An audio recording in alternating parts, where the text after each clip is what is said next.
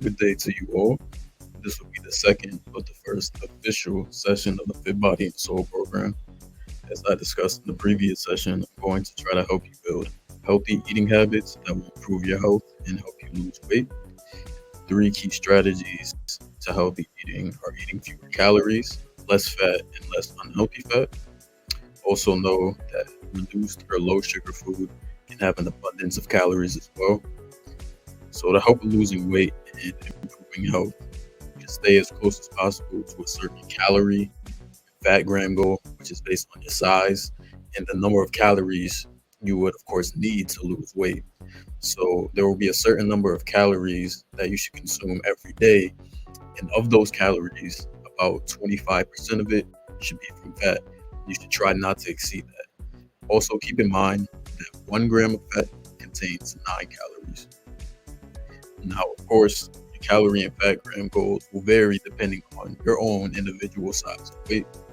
So if you are between 120 and 174 pounds, your daily calorie goal should be 1200, and that will make your fat gram goal 33 a day. And remember, 1 gram of fat contains 9 calories. So it will be 33 times 9, which is 297 of those calories. Of those 1200 calories that you consume in a day should be from fat, and that equates to about 25%, as I said. If you are between 175 and 219 pounds, your daily calorie goal should be 1500 and your daily fat gram goal should be 42. If you are between 220 pounds and 259 pounds, your daily calorie goal should be 1800 and your daily fat gram goal should be 50. If you are 250 pounds plus, your daily calorie goal should be 2000 and your daily fat gram goal should be 55. Now, I don't expect you to reach your calorie and fat gram goals right away, but you should try to stay as close as possible to them. And over the next few sessions, I'll be teaching y'all to make healthier food choices and how to plan, prepare low calorie meals and snacks to make it easier to reach your goals. But staying within these goals will help you lose about 1 to 2 pounds per week, as I mentioned in the previous session. Now, this is an average, but the actual amount will vary from week to week. And regardless of where your goals would stand, you shouldn't go below 1200 calories a day under any circumstances because you still need to eat enough food for your health and for good nutrition, of course. Now, with that said, you will need to get into the habit of measuring your food if you aren't already.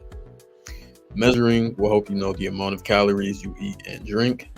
And when you really start measuring food, you'll probably find yourself surprised at the calorie amount.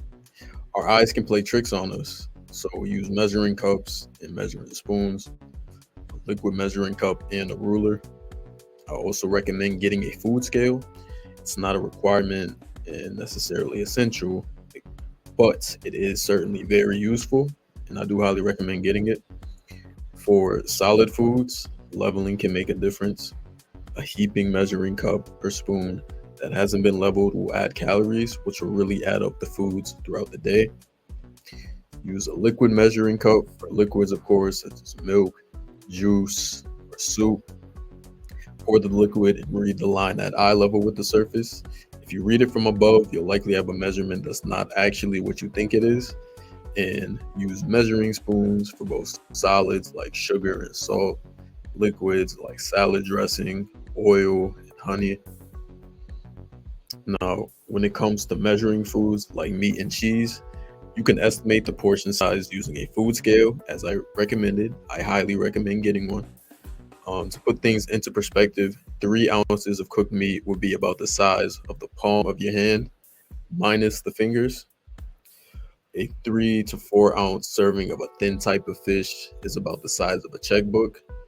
If you're using a food scale, you should weigh the meat after it's cooked rather than before because it loses about a quarter of its weight after being cooked, which is more significant than you think. So 4 ounces of raw meat will drop to 3 ounces after being cooked. Now, when you look at cheese, a slice may look just like another one, but it may not weigh the same. And if it's prepackaged, you can check the label for weight and nutrition information. That said, you will start to keep track of the amount of calories and fat you consume every day by recording everything you eat and drink on the daily. You should have two different notebooks, as I mentioned in the first session. One is your participant notebook, and the other is for documenting what you eat and drink on the daily.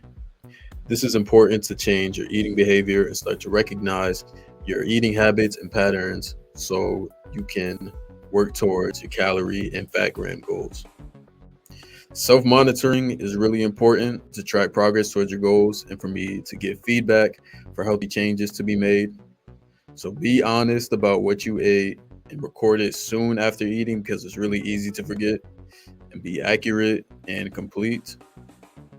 So instead of saying you had toast in the morning, say you had butter on toast.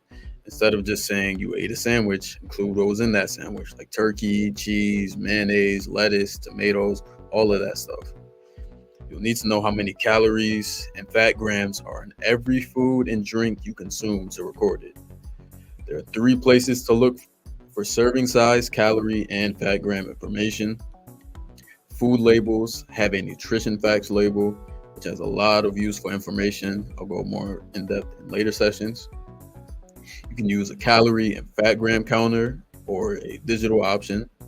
You can find calorie information on menus, menu boards, and displays. Add up the calories and fat grams you ate and drank during the day. I'll discuss more about documenting what you eat daily, as there may be some confusion about calculating how much you do eat. But right now, I want you guys to get acclimated at least to measuring foods and getting an idea, a sense of the number of calories and fat found in different foods and in various serving sizes. So I hope this session was helpful. In the next session, I will be going more in depth about healthy eating, how we should be eating, and developing healthy eating patterns to stick to consistently. And for everything I talked about today, there's a link right here down below me. It will lead you to a handout and has all the information of everything I discussed for this session. So thank you very much for tuning in and have a great rest of your day.